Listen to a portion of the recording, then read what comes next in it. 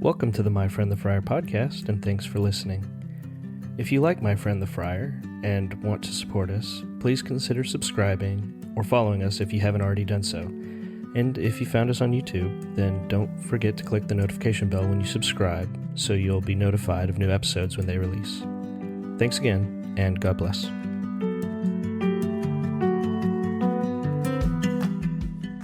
Good morning. Good morning, Father. And to everyone else, welcome to the podcast. Thanks for joining me and my friend the Friar, Father Stephen Sanchez, a discalced Carmelite priest. You're getting good at that.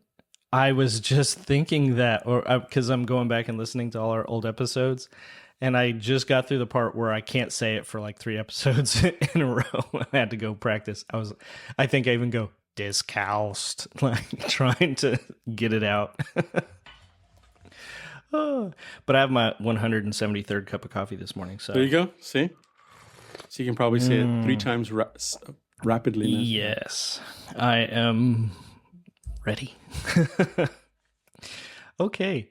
Excuse me. So today we're talking about 2 words that can carry a lot of, weight, I think, with them. And I think naturally and appropriately, they carry a lot of weight. It's respect and obedience for some people, right? These words, they can get twisted, and there could be some wounds associated with them, events, people in their lives, kind of thing. But in the Christian tradition, there's something a lot deeper here with trust and or respect and obedience. And so, I think trust, surrender, love, there's like a lot of layers, as we're always talking about layers and threads. But that's kind of where I'm thinking with respect and obedience. And so, right, so there's some things I've been contemplating lately. And for example, what does it look like when obedience is not about control, when it's about that communion, that relationship with God? And when is respect not about performance, but about reverence? And how can growing more obedient with to God bring greater freedom in my life? I know we were just talking in the last episode maybe about intentionality, yeah. Right? And so anyway, so these are a lot of thoughts that have been kind of percolating lately, and so wanted to talk with you about it. One of the vows you took as a priest is towards obedience specifically. So I'm hoping you can help me consider and explore what respect and obedience look like, not just as religious, but not just in a spiritual religious aspect either, in all of our lives, but outside of that kind of that realm. How does our understanding of respect and obedience, maybe from a spiritual or Christian standpoint, inform how we approach respect and obedience outside of that in the kind of social realm? And so, so maybe you can help. Let's start with what respect and obedience is and what it is not. That might be helpful. Okay. Well, you chose some words that are kind of complicated and multi-layered. So I think that's my job. Yeah. Well, you did it well. So I think in terms of respect and obedience, I think for us as Catholics and all Christians, respect is somehow linked to honor or honoring someone. That's what respect is about, that we give someone honor, we hold them in honor. Because you've linked respect and obedience in your consideration, then I'm going to make the supposition that you are speaking of respecting and obeying those in authority over us. And if this is true, then I would like also to suggest that there's a subtle point in the question of respect and obedience, and I'll touch on that a little bit later. Usually, when we speak of respecting someone, it points to a positive view that we have of that person, of that someone, of that institution of that office, right? It may be a sense of admiration for qualities that we see in the person that has that authority, in that person's behavior or way of living, or their stance or perspective on life. For example, I can respect the discipline of those who serve us in the military, those who serve us in law enforcement. I can respect the desire to serve the common good in those who are first responders or volunteer first responders. The gospel or evangelical values of those who speak and act in the name of the poor and the marginalized. There's something to be respected and honored in that. But at the bottom of all these variables, there is a value or worth in a person that we respect. And I think that's where sometimes the difficulty comes, is a person who is in a place of an authority, right? And so is that person respectable? Is that person honorable? And if they're not, that's going to affect the way that I see their authority or their office and my capacity to respect and or obey them. So there's some layers that we'll have to get into. Yeah. So I think in the context of our faith, respect is something that is inherent in our understanding of gospel values that Christ taught, the gospel values that he lived during his earthly ministry, and in whose person our understanding of respect is rooted. So it's about Christ, really. It's respecting Christ for us as Christians and his teachings and his example of living a life of discipleship and the covenantal life, right? So then for me as a Christian, I have an obligation as a disciple, as a believer, to respect the dignity of all persons, regardless of their station in life, regardless of their possession or lack thereof, regardless of their outer appearance or religious affiliation, because that is what Jesus lived, Jesus taught, and Jesus exemplified for us. It is an acknowledgement, first, of the dignity of all creation. Secondly, it's an acknowledgement of the corporal and spiritual being of all persons. And as a disciple, the acknowledgement that I, as a believer, am obligated to see all as sons and daughters of our Heavenly Father, and therefore in Christ as my brothers and sisters. So there's lots of levels here that we would have to, sort of start unpacking and consider in terms of my understanding of obedience and respect. Yeah. So in the question of respect, in our organic body as faith, in the organism of our faith, we have to start with a very early statement of faith, and that is that Jesus is Lord. That statement carries a lot of weight, as well as the Oriental understanding of majesty, dignity, and honor that is due to the Lord, to the Kyrie, to the Christos. The Lord is someone to whom I owe respect and obedience. And the fact that this was one of the first creedal statements, Jesus is Lord, that means that I have an obligation to him as Lord, to follow him, to obey him, and to respect him, his teachings and the example that he leaves us, right? Okay, then this then segues into the topic of obedience. Obedience is something that is owed to someone who has some level of authority over us.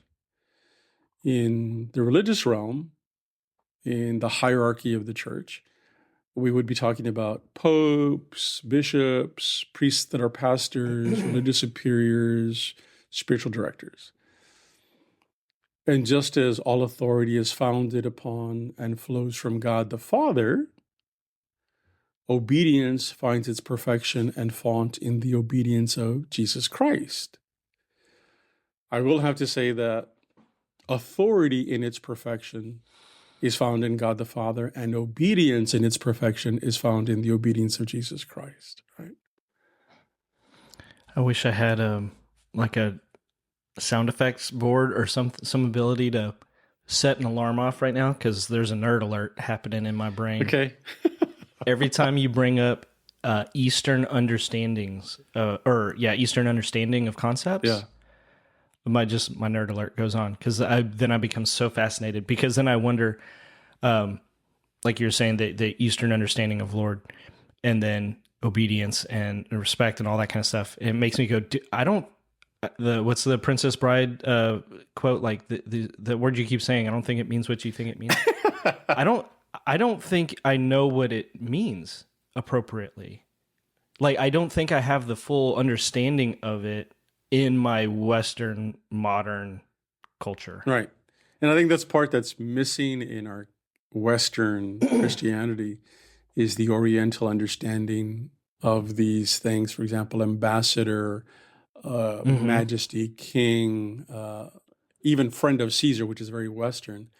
All those things that for the Oriental mind, a lord, a king, is someone that is invested with some sort of divine power, right? There's some sort of manifestation of the divinity there, right? And so when we say Lord, the Oriental understanding, the Eastern understanding of that is that this is, and of course Jesus is divine, yeah, obviously, but the fact that he is Lord, that I have an obligation, a duty, it would be dishonorable for me not to be obedient to my Lord. It would be shameful for me to not obey my Lord, because then I would be disrespecting the majesty and the honor of that office of that person, right? And so I think, Yeah, go ahead. I was going to say that when you said it would be dishonorable, I was thinking as you were saying that's almost not strong enough of a word, and then you said shameful, and I was like, yeah, right. Like it would be so scandalous, Yes, if you didn't, do the thing that you are supposed to. It's like everybody understood at the time. This is what Lord means, and this is what that requires of you. right. And to not do that is just an insanely shameful kind of thing. And we don't understand that No, in the United States. It's like, well, I don't like you, so I'm not going to do what you say. exactly. Well, liking you, and I'm sure we'll get into this later, liking you has nothing to do with if I should be doing what you say kind of thing. Exactly. Right? Exactly. Okay, so do you have any favorite like scripture quotes or saint quotes or anything about obedience, like something that's just always kind of resonated with you? I think for me, the most, I think, challenging, and thereby growth producing scripture passage for myself, my own reflection. It comes from the hymn to Christ that is found in Philippians. And this is where Paul is speaking about the humility of Christ and emptying himself, right? And I think for me, it's sort of like, and being found in human form, he humbled himself by becoming obedient to the point of death, even death on a cross. For me, this obedience of Christ to the point of death is something that's continuously is a challenge, and is always like, okay, dude, like cowboy up. So how are you facing obedience, right? Yeah.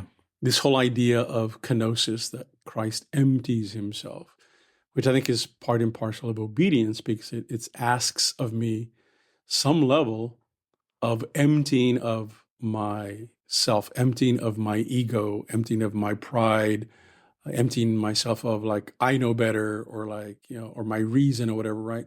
Not that obedience means that we are blind, it's blind obedience and we do stupid things. No, it's asking of me to submit my will, my desire to do what I want to do, and to bridle that, to rein that back, and to enter into a task that is asked of me that someone else desires for me to do, right? And Yeah, because it's all other centered. yes, Right. And that's the same thing. Like trust is not about you. It's putting the focus on the other yeah, person thing. whatever. And so you're kind of dancing around some stuff, and like as a Carmelite. So, um, like, what has it meant for you as a Carmelite? And like, is there any kind of moment where obedience became something that was like beautiful, or it was like freedom in that obedience versus feeling like, oh, I have to do this thing out of obligation? It depends where you find yourself and what is being asked of you, I guess. Yeah. because obedience purifies our will, right? Our will is like can be very egocentrical and prideful and stuff, and the whole idea of preserving my autonomy, right? So because obedience purifies our will, it is one of the most difficult aspects of Christianity, because its aim is to lead us to a freedom of spirit that allows us to serve in complete trust without bias or prejudice, right? And that's the challenge. The challenge is that the obedience is asking me to trust. Obedience is asking me to step outside of my own preferences, my own bias, my own prejudice. We are called to obey the gospel way of life as Christians, right? That we're called to obey that way of life. And that is difficult, to live a gospel life. As a religious, I have taken a vow of obedience, a solemn promise to apply this aspect of obedience and poverty and chastity to my life. So diocesan priests and those who belong to religious congregations instead of religious orders do not take a vow, but take a promise. The obligation is the same, and the only difference is a juridical one. The only difference between my vow and a promise is the fact that to be released from my vow, it has to go all the way to the Holy See. And for someone that belongs to a congregation, it only has to go to their general or to their superior, depending on what institution they belong to. But the point of the obedience is it helps us to, it should help us to be objective about ourselves and our will, and how at times the ego can get in the way of living a life of discipleship. You know, there have been times when I've been asked to do something that I did not care for, and I had to apply myself to complete it. And there have been times when I have been told to do something which I personally did not agree with, but had to comply with because of my vows.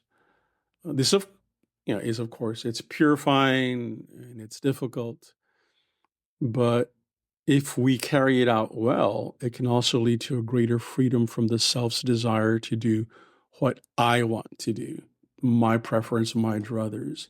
And it helps us to see things in a different light, and hopefully with a different understanding than when initially undertaken. There develops an understanding that even though I cannot understand God's hand in this particular situation, I can entrust it to Him and surrender whatever the outcome may be to Him and His plan. For example, one of the first difficult things for me was after I got back from Spain. We had a chapter, and the provincial and the council appointed me to be superior Mary Lake at the castle. And I said, I can't be superior. And the provincial says, why? I go, because those people have been religious longer than I have. I would be the youngest member of the community, and I can't go and be superior over them. And then he shut me down real quick. And he goes, what he said was, do you think so little of your brothers that they cannot accept you as a superior? Dang. It's like he didn't even make it about you. No. You didn't even have a chance, Nope. man. Wow, holy cow. So after he knocked me over with a 2x4, I said, well, what could I say? It's like, I guess I guess I'll go. So yeah. What was his name? Father Aloysius. He passed away recently. Oh, bless his soul. Um, man, what a good It story. was. I mean, he just sort of like totally out of left field. I was not expecting that, and I go like, "Holy, yeah, okay." Sort of basically, challenging me to step outside of myself. Like, Yeah. okay, thank you, Jesus. Yeah. So like so far a lot of this kind of stuff it makes me think about child and parent Yeah. kind of relationship, which it probably should because God's our father and we're his children. Mm-hmm. And there are things that we want to do and God's like, don't do that. And and then you can go read the Bible for yourself, right? Because that's basically the whole story. But anyway, so it's interesting how it's triggering all those kinds of thoughts in my head as we're talking. Yeah, and Okay, again, so I think that's where a lot of our understanding of obedience and respect comes from our early formation. And so, if you have good formation and good models, then as you grow older, you don't have a problem with authority or obedience. And I'll talk about that a little bit later too, because if you don't have a good example, then you're going to find yourself struggling with respect and obedience. yeah, Period. yeah, and this is probably where a lot of our wounds and, like I said at the beginning, the twistedness Yeah. Of these words in our lives Yeah. come from, Yeah. like those bad Examples. Yeah. experiences. Mm-hmm. Yeah. So with respect, right? So that's obedience with respect. Like, how does your community live that? Like when you're saying like you've been asked to do stuff and you didn't necessarily agree, or been told to do stuff and you didn't agree. So like, how do you do respect when there's a disagreement as well? Hmm.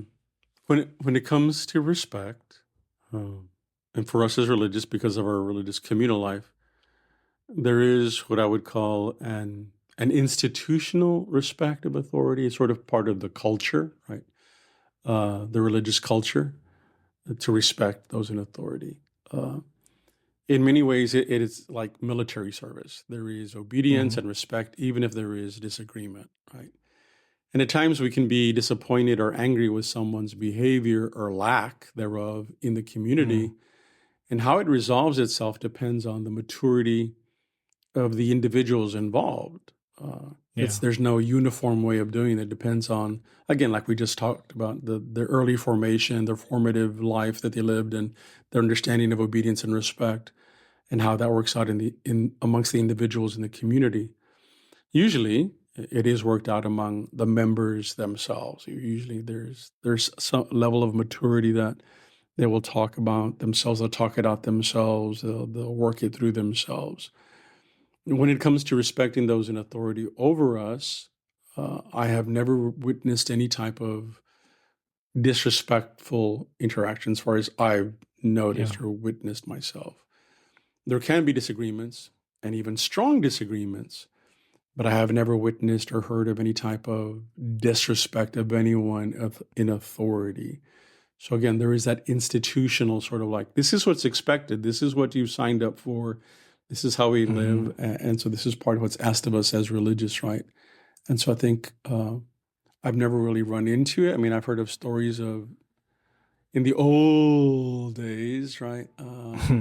About stuff like that, arguments and fights and stuff like that. But not that I've not that I've witnessed in my life. No. Yeah. Well, and that kind of makes me that you went to kind of strong examples or lack of strong examples of disagreement and stuff like that. A lot of people, I think nowadays, especially if I disagree with you, I'm being hateful towards you or something like that Right. too, right? So it's like this weird, super strong connection, as opposed to just, no, I don't agree with you. And Right. that's okay, you know? Right. And I think that it goes back to, again, to human formation and human maturity. Um, if you don't, you might have an opinion or a preference, uh, but that should not identify who you are. And a disagreement with someone, if somebody disagrees with you over your opinion, that has nothing to do with who you are as a person. It's not disagreeing with you as a person. It's disagreeing with your opinion, your attitude, or your vision, right? And so I think sometimes uh, there's a lack of maturity in Mm-hmm. understanding that my opinion is just that. It's an opinion, or my preference is just that. It's a preference. And so I think sometimes we get confused and we feel violated. I think it's a strong word, but to have my desire, my want violated, I take it as a personal violation instead of like, well, no, that's just not. I don't agree with you, or I don't agree Yeah. with that view or perspective, and to Yeah. be able to respect each other even in that disagreement. Mm-hmm. Yeah. So, okay. So now, like, I guess going back to obedience, then I think a lot of people struggle with it. Um, I, I don't know. Thinking about myself too, like, there's been times where I'm sure I have, but I know a lot of people who struggle with obedience, especially like when it's not clear who or what they're really being asked to obey, and maybe it feels more like control than trust. And to me, like, this starts really getting to like relationship. Um, I don't have a relationship with this person or this organization. Like you're saying, y'all are Carmelites. Y'all know what you signed up for. Y'all have been formed in this. So you have a relationship with the community and the concepts of the community too, right? Mm-hmm. So, like, I can see like this, like people feeling like they're being controlled, and instead of like when there's a disagreement, instead of feeling like I'm being heard or understood, it's just nope, I'm being controlled in this. Somebody's telling me what to think or say or do, kind of thing. So like there's this tension between oneself and the other. And again, it makes me think there's like a component of trust and love in all of this, which are, the virtues. I think hope and charity kind of come to mind because you're focused on the other and not yourself. And this is not maybe every situation, right? Like, I don't need to love my boss. No, You know what I no. mean? But there is a relationship there, right? And then a more personal relationship like you and me, like there should be trust and love. There should be hope and charity in our relationship, Mm-hmm. which helps me to respect and be obedient towards you, kind of thing. I think immediately I'm thinking of they're within the church and outside of the church, within the community of faith and outside the community of faith. The first thing that I thought of as I was listening to you and this tension, right? I immediately, again, movie. Did you see Hacksaw Ridge? I know the title. I don't know if I have. I know the title. Maybe if you talk, It's I'll remember if it's I've seen this it or not. young soldier who, for religious purposes, cannot or will not carry arms, will not fire. Right? Because it goes against his religious conscience. Right? And so everybody makes fun of him. Everybody's picking on him, and so he's a medic. But he is always the butt of jokes, and people disrespect him because he's not the killing machine that he should be, right? This whole crap, right? Anyway, so it winds up, they find themselves trying to take over this ridge, Hacksaw Ridge, and that these people are getting absolutely massacred, right? And so the army, they run away. So as they pull back, they're pulling back, and they all the armies, all the troops are called back. But this kid, um, as a medic, he keeps going back to save people, to drag people back, and so as they're all have left the hill, and so who's up there? And there's this dude, and he keeps going back into the line of fire, and he keeps dragging people back out of harm's way, right? All these wounded people. And so even though he did not um, carry arms, and he refused to carry arms, and because of his religious conviction, he had to go in there and he saved those people out of his religious conviction, right? And so I was thinking about that. There is that tension there, like, okay, so he refused to obey, to kill people, to carry arms, but he was still in the military, and he was still dedicated as a medic, and he served in that way. And So there are moments and times when you can, out of conscience, disobey, and you have to suffer the consequences of that. But again, it's keeping your own moral dignity, right? This is where the respect and the tension comes from, right? So that's outside. Mm-hmm. That's outside the realm of the hierarchy of the church. In the human realm of the hierarchy, we have to take into consideration the humanness of the vehicle, that is the person placed in a position of authority. So bishops, popes, wherever they are, they're still human beings. They're still flawed. They're still sinful. They're still broken and wounded and in the process of being redeemed. They do not cease being human and imperfect. So we have to make a distinction between the office that they hold and the person that fills that office. For example, the Petrine office, the office of the papacy, and the individuals that hold that office of authority. There is only one Petrine office, but there have been hundreds of individuals who have had to fill that office, each with their own perspective and each with their own style of administration.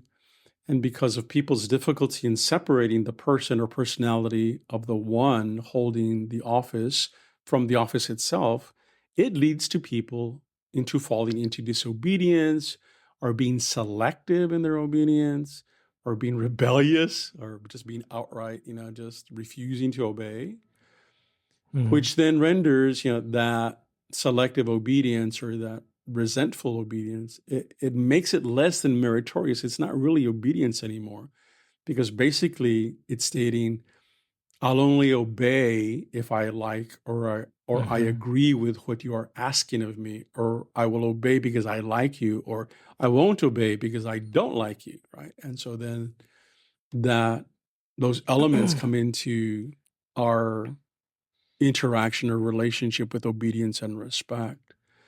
Again, granted, there are persons who are either good or bad leaders, good or bad administrators. There are persons who have their own struggles, yet are asked to undertake the burden of leadership or of authority. Some of these individuals fulfill the role wonderfully, and others who do it badly. The fine line comes to being able to respect the person, respect the office that the person holds, and be respectful and obedient because of the office and not necessarily because of the person that holds that particular office. Does that make sense? Yeah, and I think unfortunately, fortunately, I guess, depending on how much you trust the Holy Spirit, popes are a great example because, man, we've had a handful of not so good ones. You know what I mean? Yeah. Especially back in like the Middle Ages and all that stuff. There was all sorts of bad stuff going on. The Borgia popes. Oh, yeah. Yeah. And so it's like, nerd alert again. So we don't go on a historical tangent, but there's how hard would it have been to have to be obedient to a pope who is so blatantly living in sin. Right. You know what I mean? Yeah, I couldn't imagine, and especially our day and age, nobody would do that. They'd be like, nope, this invalidates the whole church, or nope, the chair of Peter is empty, or nope, like whatever. You know what I mean? Yeah. Like everyone would just revolt, and that is maybe a good segue back to our dissent episode, which was what season 1, episode 6. Okay. Yeah. Anyway, I remember that. How do you disagree and all that kind of stuff without revolting, right? Dissent and revolt are different. But anyway, so it makes me think about a lot of those kinds of things, and maybe in my life when I've been asked to do stuff too, or when the person who's asking me, I can't get behind that person, but who they are, or the office, the position that they hold, I need to respect, Yeah. So like, what about like as a priest, have you ever been in a kind of situation, not so much necessarily or maybe not so much as a Carmelite, but just like as a priest, or maybe as a Carmelite, Yeah, I whatever. think so far, Yeah. up until this point, the only time that I've really experienced tension with someone who's been under me as a subject has been with someone who seemed to have problems with authority figures, period. That is, with the office of authority and whoever happened to fill that office. Things were difficult, but I had the capacity to not take it as a personal rebuff, as as me as a person, as much as it was as a psychological impediment between us. I knew that this existed, and I knew it existed, but the other person did not, obviously, because they're the ones with the problem. They're the ones with the authority figure, and of course, no matter what I say, I'm wrong, and always will be wrong because I'm in a position of authority. And so, to me, that helps to understand that informs that relationship. But then again, that speaks more to a personal, psychological, and human formation problem, which you have to maneuver, because you cannot order someone to psychological health. You can I place you under obedience to be psychologically healthy, right? Or to heal yourself or whatever. Yeah. No, you can't. Yeah. And so I had to have an emotional distance and an indifference to be able to deal with that very difficult situation in a way that hinders that person or hindered that person from causing harm to the larger community, because I had to correct, and I had to do some stuff to minimize the damage he was causing in the community. But of course, he was unable to see that. And so again, I still have to sort of be there and be indifferent and be emotionally removed from the situation and still function as an office without authority to trying to isolate this person from the rest of the community so this person doesn't harm the rest of the community. So yeah, those are difficult, tense situations because you kind of... I imagine you grew a lot in that situation too. Oh yeah, I had to. There was, again, it was a situation in which God used, for my own growth.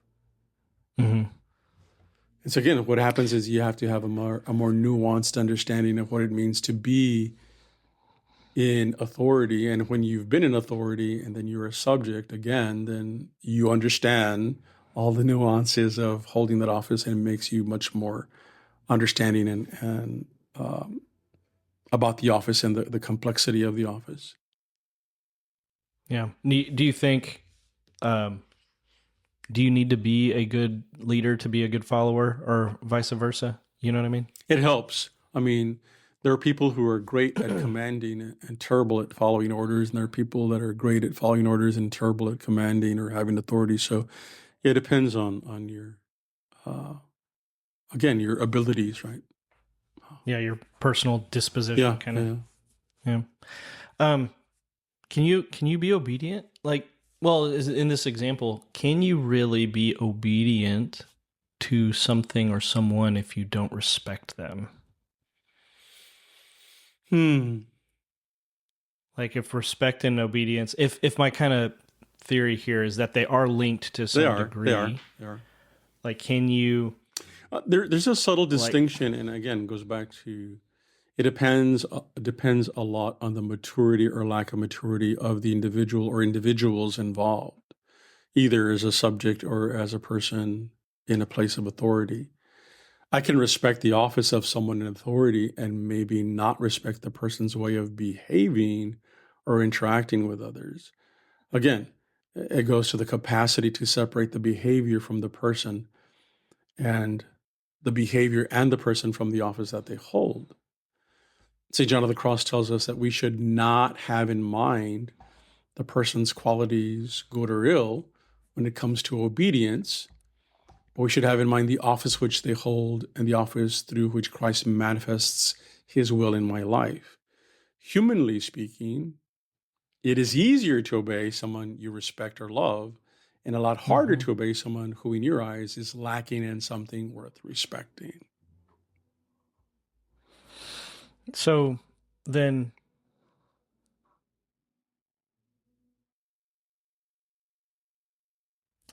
just trying to think. So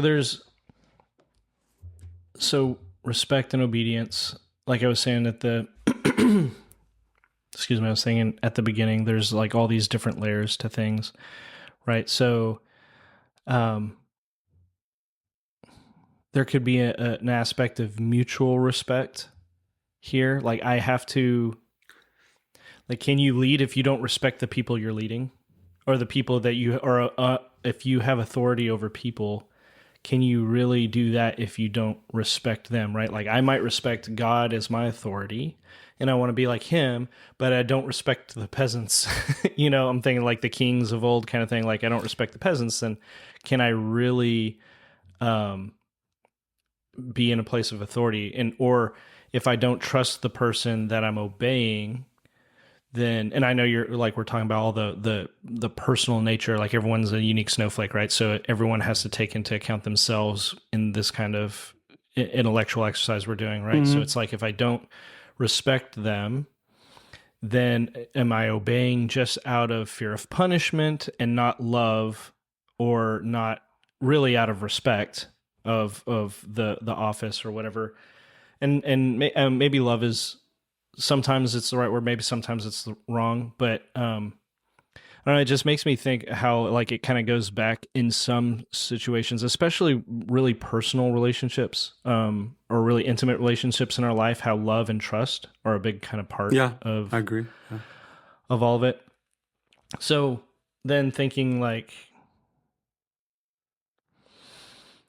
so like how did your vow for obedience, like how has it shaped you in your formation as a priest, in your community, as a person?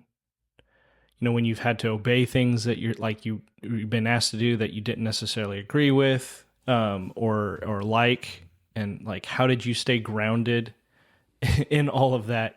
Like, how did you learn to step back enough to have the objectivity to go through these things? Okay. Good. I know that's a lot. Yeah. Good questions. Good probing questions. So the vow or the promise of obedience is meant to be a structure, like poverty, chastity, obedience. For us, it is a structure within our religious lives, or lives as ministers, right? And they should help us to develop the virtues, right? The virtue of obedience, the virtue of chastity, the virtue of being able to live this evangelical life and the evangelical counsels. And so that is where obedience, as a virtue, that's where obedience becomes life-giving and spirit-led.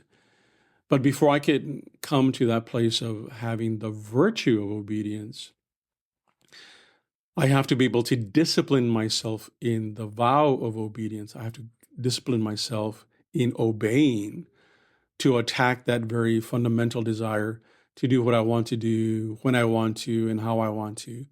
And that cuts deep, because we become aware of how selfish and egotistical we can be. And that is where the deeper conversion happens, in that conversion of the will. That is the area in which we are challenged to be other-centered in that will, to let go of the ego, the selfish ego, and to be other-centered as Christ was other-centered, to leave my ego-centered perspective aside and genuinely consider the well-being of others.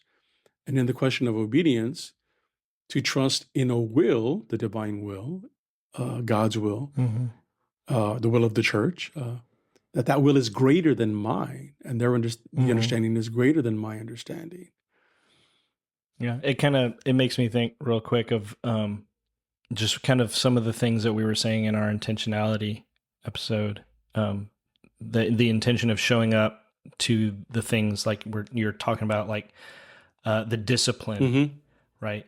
I know I give my consent to that this will is greater than mine. And so then my intention is I want to follow this will that is greater than mine. There's a respect there and an obedience that drives the intention, that drives the discipline formation and things like that. Right. And I think I was reading Confessions the other day, St. Augustine. Do you say Augustine or Augustine? What do you say? I say Augustine. Augustine. So I was reading his confession, and he talks about these kinds of things too. I think, like how selfish he was as a child, and how we're born that way, and things like that. So it's really interesting. Anyway, sorry. No, that's fine. No, we're good. So this whole thing about formation and being formed in obedience and being formed in the vows, I think in initial formation, like any recruit, there is a zeal and a desire to do all things well. And thank God, I walked into religious life with my eyes wide open. I wasn't expecting perfection. I was expecting mature adult men. And in fact, before I entered, my dad wanted to talk to me about what I expected, right? What do you expect when you're, what is it that you're expecting? What are you wanted to make sure that I wasn't entering with rose-colored glasses and that I wasn't expecting to see everybody levitate during prayer. So like, these are men, they're human. And so I want to make sure that you understand what you're getting into. And so, there is that understanding of the zeal, right? And even with your eyes wide open, there's the ideal that we all desire, the ideal that we all are striving for. So in the initial formation, as you observe the community, you begin to see the various levels of human psychological maturity, as in any family. There is a plethora of characters and personalities, and each one is attempting to respond to God's call to give themselves to Him in prayer and service. And because as a newbie, full of zeal and ideals, you begin to notice the humanness of the formators. Some very holy, dedicated men who are journeying to empty the self of selfish ego, and others who are struggling with defects of personality, and yet both are instruments through which you are being formed. Yeah. Do you think that's maybe one of the biggest challenges for definitely, because initiates? You have to accept the humanness or the limitedness of the formator. And that happens all the time, everywhere. Every seminary and every first person that comes in, they're coming in to change the church and save the church and change the order, change the diocese or whatever. You're like, yeah. And then they're like, what are y'all doing? Exactly. You're like, yeah, you don't understand. So anyway, during one of my assignments, I had a superior who I personally did not respect as a person. He tended to be argumentative and contradictory. He was absent from most of the community acts and things like that made respecting him and obeying him very difficult. But even in a distasteful situation like that, you have to separate, again, the person from the office and respect the office they hold, regardless of the person that holds that office. Of course, it would come down to, if it comes down to a question of abuse of office, then you're not bound to obey. You're not bound to obey anything that is asked of you that is sinful. And there are channels through which you can voice your concerns and seek advice outside, right? If you have a superior that you find you have a difficult time with, there are channels and there are ways in which you can address this and seek counsel, right, within the order and within the administrative channels, right, to help you understand and help you deal with the situation. So there's ways of dealing with, again, because we've been at it for a while now. We've been at it for a while, so we know the human elements and all the human different possibilities that occur. Do you think that experience with that person, I'm thinking like before and after, do you think you were good at kind of keeping yourself separated from the person, or being able to separate the person from the office prior to that? Or do you think that experience really helped you to kind of grow in that ability? I think it was a growth point, because it made it the only possible way for me to continue to live in community without losing my mind would be to be able to do that, to Yeah. make the distinction between the office of authority that they had and the person that was in that office. hmm What is the catechism says? Like, we can't. It is wrong for us to act against our conscience. Yes. I'm super paraphrasing, Yeah. right? So it's like at some point in time, you have to. There's a discernment. Like, I know what you're asking me to do, and I completely respect your position and all that stuff. But what you're asking me to do, like, I really think is wrong. Right. And I think that's a hard line Yes. to figure out. Like, Yeah. not that I don't like it, but it's wrong. Right. The informed conscience. You have to inform your conscience. Yeah. Yeah. Yeah. So how do you keep it from just becoming like rigid?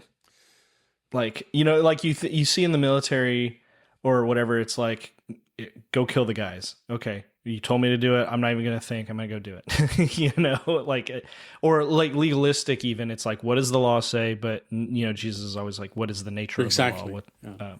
So like, how do you keep it from being technical and something being like real? that? Yeah. That would depend, again, solely on the individual that is called to obedience, right? If the authority, again, this is a two-way street. If the person in authority, the superior, is rigid or legalistic, that would complicate the situation some. But the real change or obedience would reside in the person that is being called to obedience. If the subject is being what is called nowadays, maliciously compliant, that is nothing more than a passive-aggressive disobedience and disrespect, completely opposite of what a Christian or religious person should be doing. So there is a way of being obedient in a way that is disrespectful and passive-aggressive, and there's a way of actually submitting the will, and that's where the real obedience is the submission of will. And again, it doesn't mean that you become a robot or automaton, but that you go through the process of discernment and asking yourself, is this a growth point for me? Is God asking me to grow and expand my understanding, or is God asking me to grow in humility, right? To do this thing that I may not care for or may not like doing. Yeah. One of the things like it makes me think about is obedience. Like at least in my mind, right? I'm not saying this is correct or anything, but how do I say it? Like if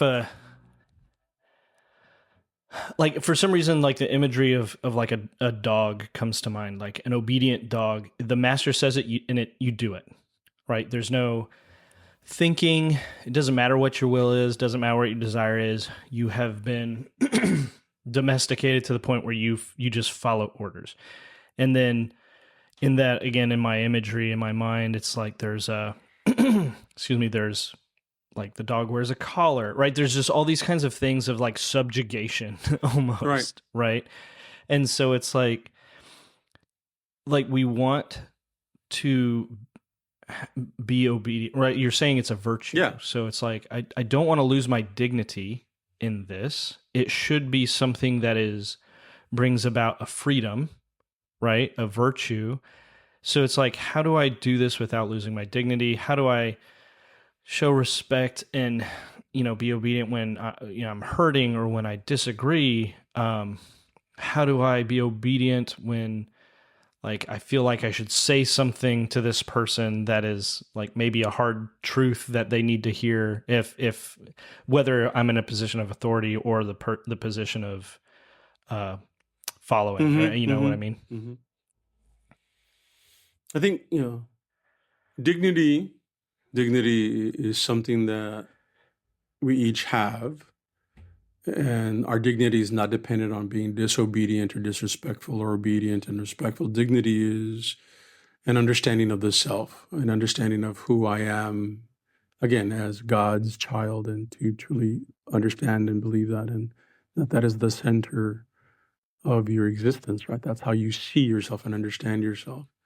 so that I can be obedient even in a situation that I am not in agreement with and still maintain my dignity.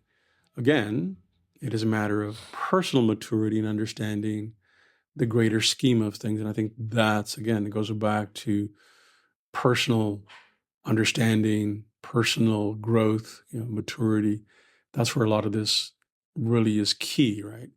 We show respect by respectful obedience. We can express our disagreement or our hurt, but also state that we're willing to obey, even if we find it difficult to comply wholly and completely. Like, I don't agree with this. I completely disagree. I don't think this is the right track, but okay, but I'm willing to do this because you're in a person of authority and this is your will and this is what you believe to be true and this is your area. You have authority over this area and so you're telling me to do this. And so, okay, I will do this, but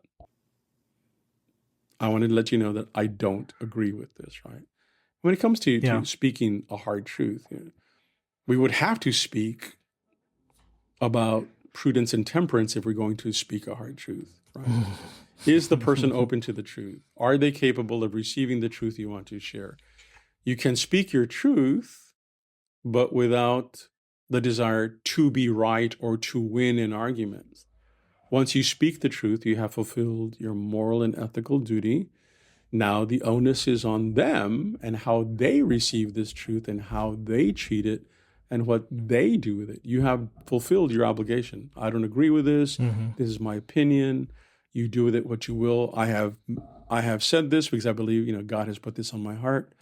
Now, whatever you do with that, now it's between you and God. I have fulfilled my obligation. And if you ask me to do this still, okay, I'll do it. But I have spoken the truth, right? Yeah. In the situation that I mentioned earlier with that difficult superior, we had a confrontation. He asked me to stop speaking to a particular parishioner who had befriended me and with whom I enjoyed talking. He gave no reason or concern, right? He just told me he didn't like it. He didn't want me to speaking to this person. I found that request weird and attributed it to his just being weird, right? Yeah. He later confronted me and ordered me under obedience to stop speaking with this person, right? I stood my ground and I told him in a raised voice, I stood my ground and I told him that I had never allowed my parents to pick my friends or acquaintances, and how did he think I would allow him to do that? I told him that as superior, he could ask me to be moved to another monastery because that was within his rights and within the sphere of his authority. But picking my friends was not. It's not one of my best moments, but I was not willing to allow that, again, violation of my conscience. That's that question of conscience you brought up earlier. Yeah. Wow. Yeah, that just makes me think of all sorts of life experiences too, like again, thinking with my daughter when she was younger, I don't think you really want to be friends with those kind of people, and now even older in life, hey, you're going to college, be mindful of who you're friends with, kind of things. Right. And she may not, she doesn't, understand the way I do because she doesn't have the life experiences that I have at my age, right? To be able to know things. But ultimately, in that relationship, I can't force her to do X, Y, or Z kind of thing. And so, just the tension of human relationship, right? It's hard. Complicated by poverty, chastity, and obedience. Yeah. I found this quote from Saint Teresa of Avila, and it says, she says, I believe that since the devil sees there is no path that leads more quickly to the highest perfection than obedience, he sets up many annoyances and difficulties under the color of good. And that, I think, right there just speaks right back to what we were just saying. Like, how do I how do I approach any kind of situation where I feel, right? And we talked about feelings before too. Feelings are important, but like I feel that this thing is not, or that this other thing is good. I need to follow this other thing that's good, not what's being asked of me or whatever. And then the only answer is we do that imperfectly, right? So, so I can see like, so obedience it's less about blind submission. Yeah.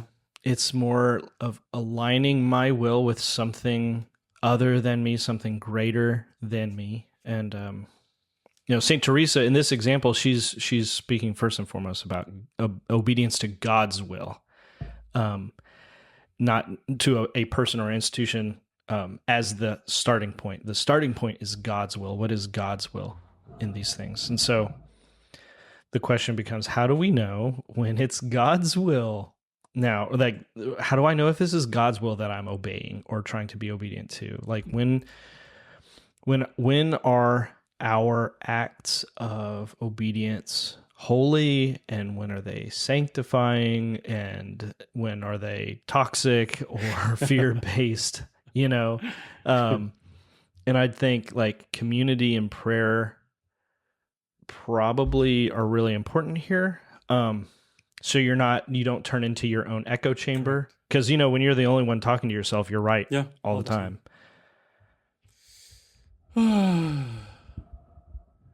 As a religious or as a priest, of course, diocesan priest, you should bring it to prayer.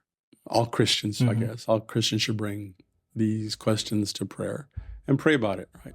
You should wait until you're not in an emotional or reactive state. You have to come to a place of tranquility and peace, remove that emotion, right, so that you're not just reacting. And then, bring the situation to someone you trust to get a more objective view. Consult somebody. It's not a matter of gossip. It's like, I need somebody to help me to see this in a different way, or a sounding board. Am I right? Am I wrong? And try to understand the situation. If it's a question of a difficult superior or a difficult bishop, it is a matter of accepting that part of the suffering is the cross that has come into our lives.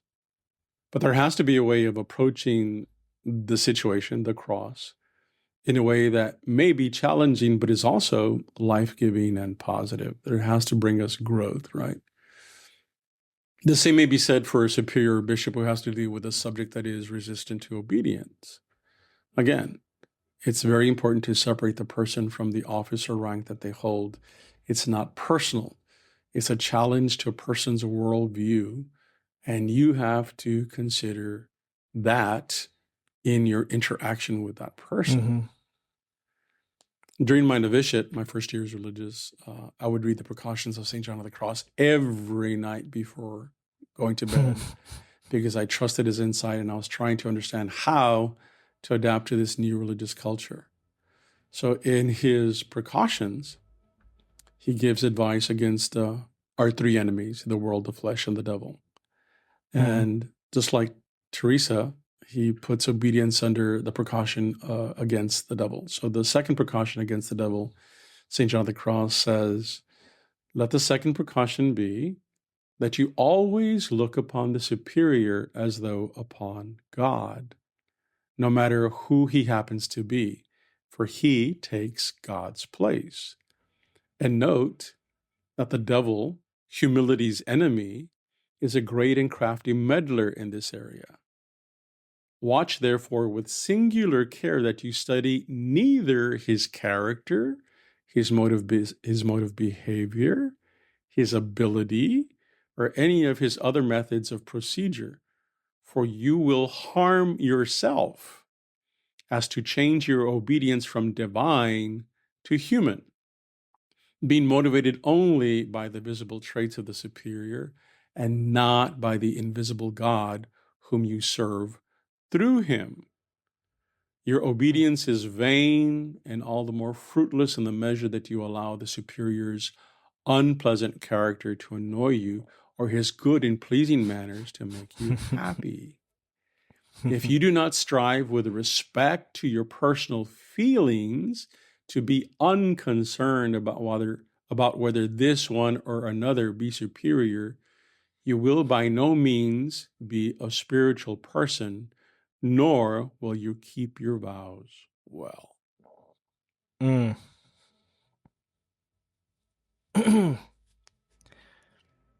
Man.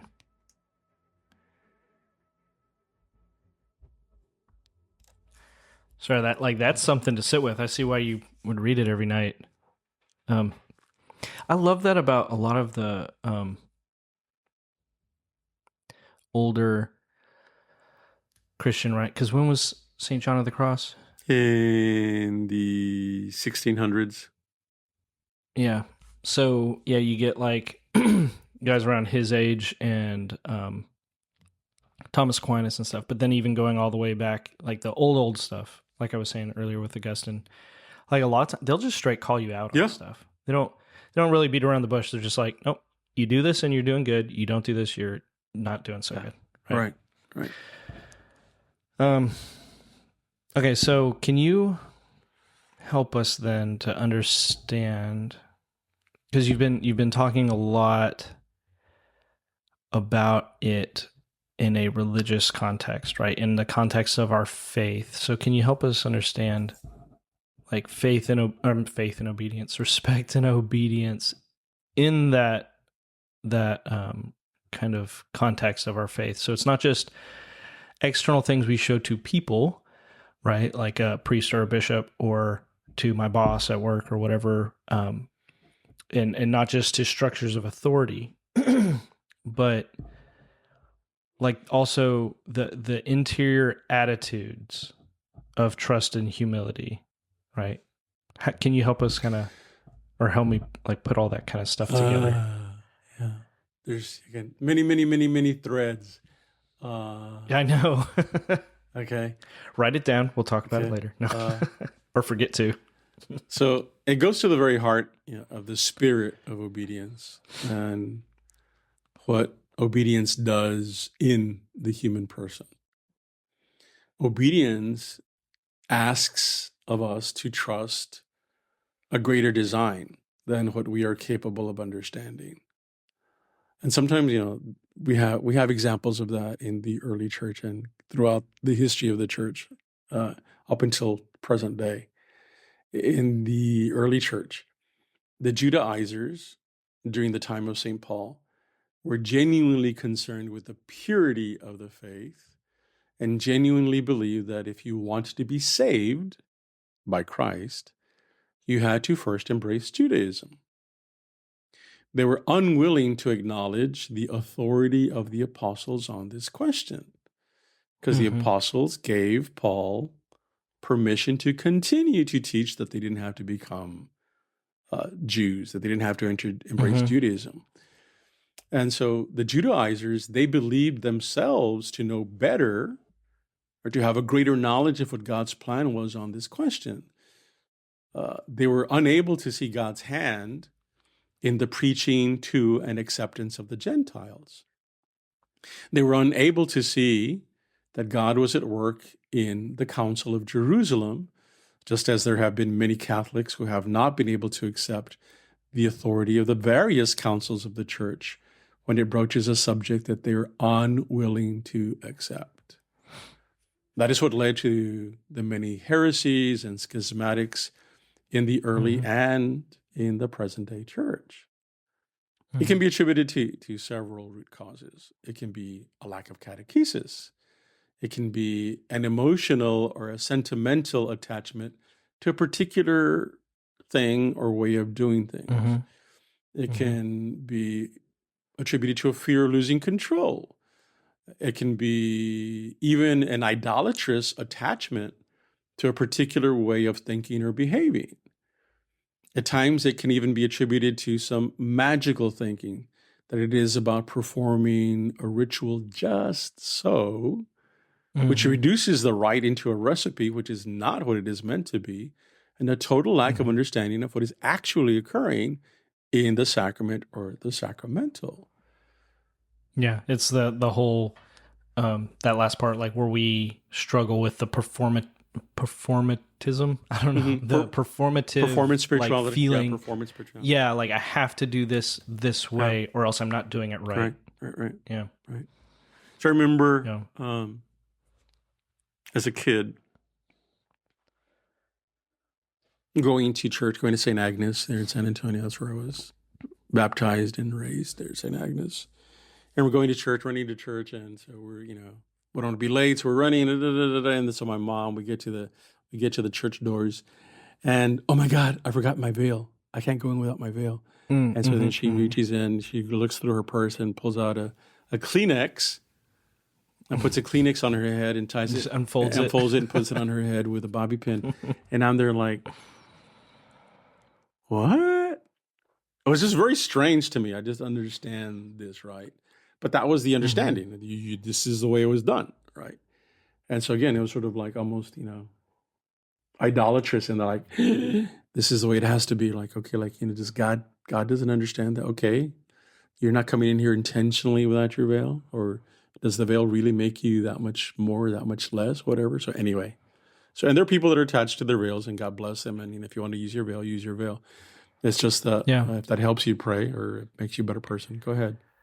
No, and it just shows how disordered our attachments. I think the right word is attachments. Yeah. It's how disordered our attachments are to these things are good. So it's like the veil comes from like modesty as well, right? So it's like I have this disordered attachment to modesty that I'm missing the point here, kind of thing. Yeah, and that's a whole nother. Yeah, that's a whole other cultural thing. We have to go back into the cultural and what was Paul really talking about and what they understand anyway. So yeah. So okay, so then like we were saying in the beginning, and like Saint Teresa said, then obedience, it's more about communion with God first. Yeah, conforming ourselves to His will. Yeah, first and foremost, and then. Like that. So how does focusing on obedience to God help us navigate being respectful, being obedient to others, and inform how we should act toward people who should be respectful and obedience to us? I think like a lot of what you were saying earlier, the common dignity that we all have as brothers and sisters in Christ, right? So like, how does this all inform us? It starts at God and then it goes outward. Right. So, one, the position of authority is never to be used to control, and most definitely never be abused. I think that's where a lot of the problem comes, is there has been abuse of authority and has been used as control, right? The person in a place of authority must constantly check themselves and their motives for acting or non-acting. The question is, are they seeking the common good? But that can be asked of ourselves as well. In obedience, am I willing to sacrifice my particular preference for the common good? Am I willing to do that, or do I want the larger community to sacrifice itself for my preference? So, when it comes to the person in authority, are they afraid of exercising authority for the well-being of others, of the other or others? In all of us. In all of this, we are approaching these duties prayerfully, or are we approaching these duties as jobs to be done? We have to ask ourselves whether, again, obedience or being in a position of authority, is it a prayerful approach and understanding of this? Every person, whether a subject or a person in a place of authority, is limited. And God is attempting to work through this vehicle with their limitations, yet it is through this converse with God that the person, whether subject or superior, is stretched in virtue, at least in the most optimal situation, right?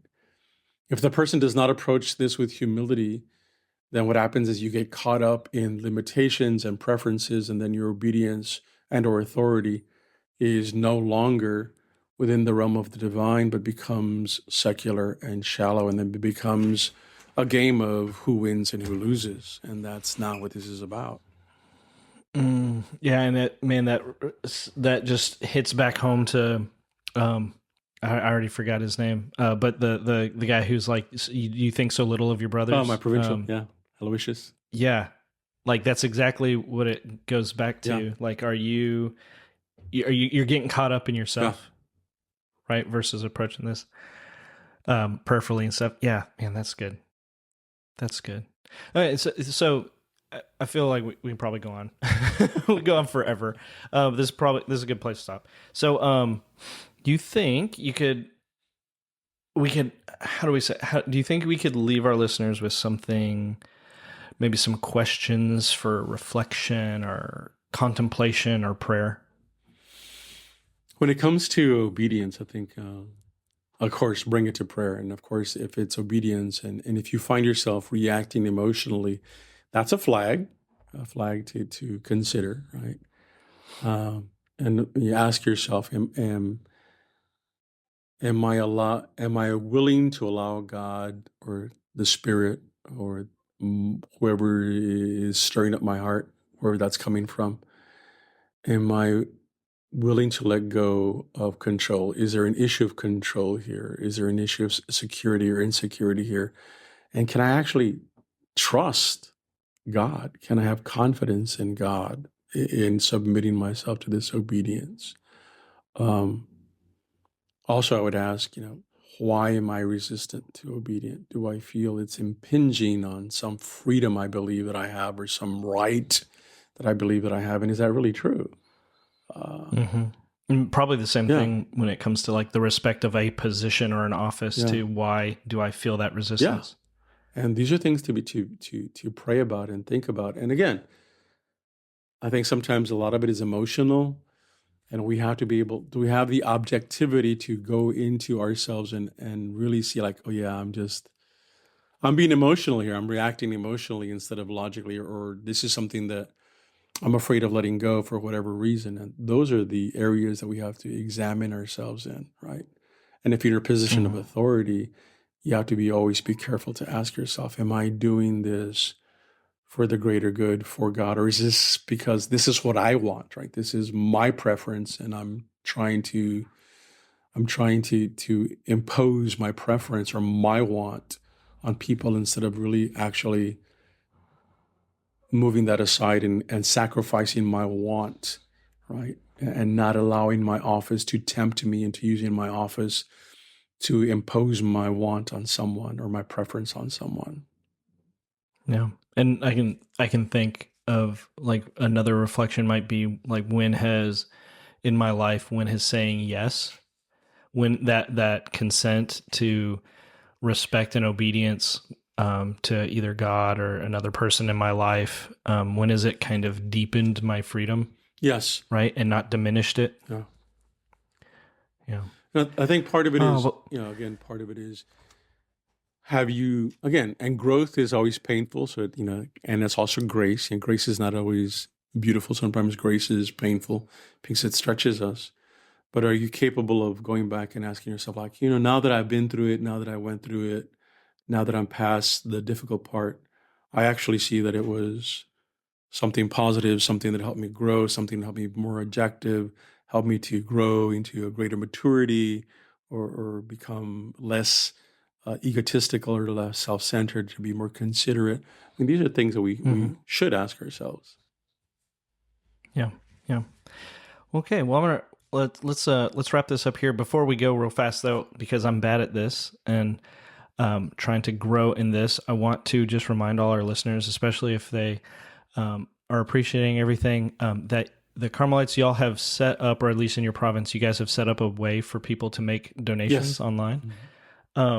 And so people can do this. The link for it is in the show notes, and you can do a one-time donation. You can do like a recurring monthly donation. So if you can, please consider just supporting them financially. And if you're not able to, that's fine. Support us with prayer. Please. Yeah, please support us with prayer. Prayer first, finances later. That's really the proper order there. But thank you, Father. You're welcome. Thank you for this, and I love you, and I will talk to you later. Bye-bye. Bye.